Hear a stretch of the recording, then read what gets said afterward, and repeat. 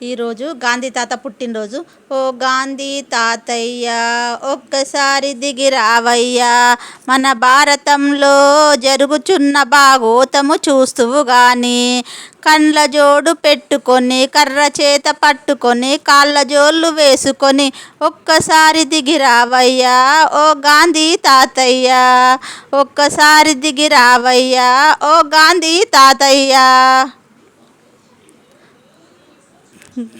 ఒక్కసారి దిగి మన భారతంలో జరుగుతున్న భాగోతము చూస్తువు గాని.